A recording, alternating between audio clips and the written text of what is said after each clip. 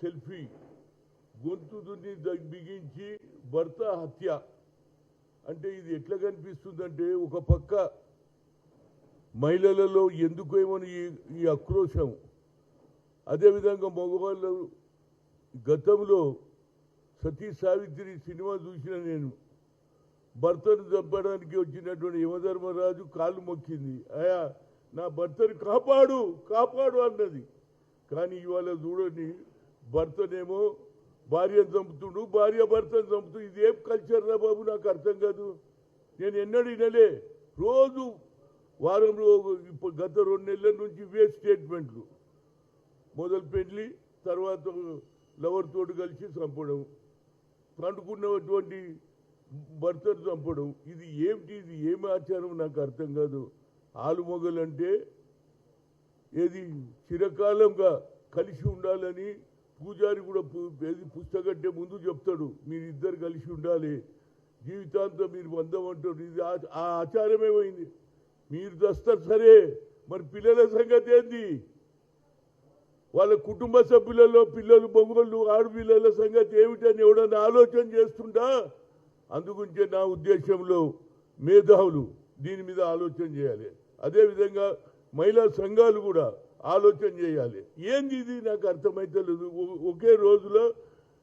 ఈ పేపర్లో చూడు భార్యను చంపిన మృతదేహంతో సెల్ఫీ గొంతుకు చున్నీ బిగించి భర్త హత్య ఏం సమాజం రా బాబు నాకు అర్థం కాదు గతంలో నేను చూసిన సినిమాలు ఎట్లుంటుండంటే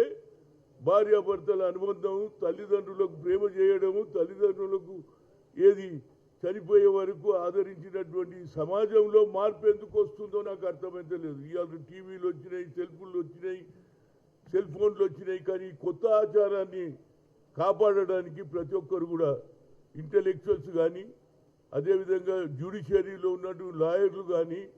మేధావులు కూడా దీంట్లో అదే మహిళా సంఘాలు కూడా మీటింగ్లు పెట్టి రౌండ్ టేబుల్ కాన్ఫరెన్సులు పెట్టి సెమినార్లు పెట్టి ఈ ఆచారం ఫినిష్ చేయకపోతే కొత్త తరం వారు కూడా ఇదే ఆలోచన చేస్తారు అంటూ నా పిల్లలు కూడా అరే మా అమ్మనే చంపింది కదా మా నాయనను నేనెందుకు చంపొద్దు అనే ఆలోచన వస్తుందా లేదా కనుక నా ఉద్దేశంలో దీని మీద తప్పనిసరిగా చర్చ జరగాల్సిందే దీని మీద ఎక్కడున్న ఒక దగ్గర మనం ఆపకపోతే మనం పాత సాంప్రదాయం ఎవరైతే మేధావులు ఇవాళ కుక్కలను చంపొద్దనే ఆలోచన వచ్చింది మూగజీవులను కానీ మనిషి ఉండి అన్నీ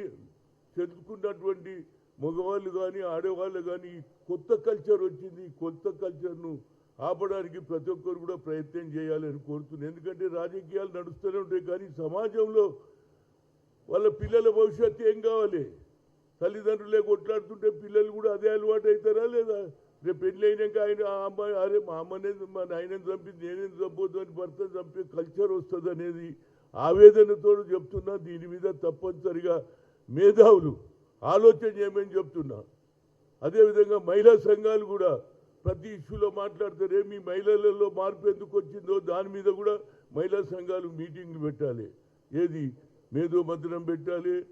ఏది రౌండ్ టేబుల్ కాన్ఫరెన్స్ పెట్టాలి సెమినార్స్ పెడితే కొంత ఆలోచనలో మార్పు వస్తుంది అనేది నా ఉద్దేశం లేకుంటే ఇదే ఆచారం కొనసాగితే మన భారతదేశ సాంప్రదాయం కల్చర్ చెడిపోతుందని బాధతో ఒక సీనియర్ నాయకుడిగా నేను అందరినీ ఆలోచన చేయమని చెప్తున్నా ఎవరైనా అటు మహిళలు కానీ ఇటు మగవాళ్ళు కానీ ఆలోచనలో మార్పు రావలేదంటే సరిదిద్దుకోవాలి తప్పితే ఈ చంపడం ఏమిటి మీరు వస్తున్నారు చంపేస్తారు తర్వాత పిల్లలు ఏం కావాలి ఒక్కొక్కరికి 2-3 పిల్లలు ఉండగా కూడా మళ్ళీ ఇలాంటి చంపుడు జరుగుతుంటే ఆ పిల్లల భవిష్యత్తు ఏమవుతుంది వాళ్ళు దిక్కులేని వాళ్ళు అవుతారు దానివల్ల నిరాశ నిస్పృహతో వాళ్ళు కూడా కొత్త కార్యక్రమాలు పెడతారు దీనివల్ల సమాజంలో మార్పు రావాలనే ఉద్దేశంతో మేధావులను అందరినీ అదేవిధంగా మహిళా సంఘాలను అదేవిధంగా ఏది లాయర్స్ కూడా దీని మీద డిస్కషన్ చేయాలి ఇది కోర్టు దాకా పోయింది కోర్టు కూడా చివాట్లు పెడుతున్నది జంతువుల గురించి మీకు ఇంత శ్రద్ధ ఉన్నప్పుడు మహిళా మగవాళ్ళలో భార్య భర్తలలో ఎందుకు ఈ వ్యత్యాసం వస్తుంది దీని మీద చర్చ జరిగి దీని మీద ఇలాంటి ఆచారాన్ని పోగొట్టడానికి ప్రతి ఒక్కరు బాధ్యత మనం చూసి ఊరుకుంటూ ఇట్లనే అవుతుంది ఒకే రోజులో ఇద్దరు చూడండి ఇటు అటు కనుక ఇలాంటి కల్చర్ను పోగొట్టడానికి ప్రతి ఒక్కరు కూడా ముందుకు అడిగేయాలని కోరుతున్నా. Thank you.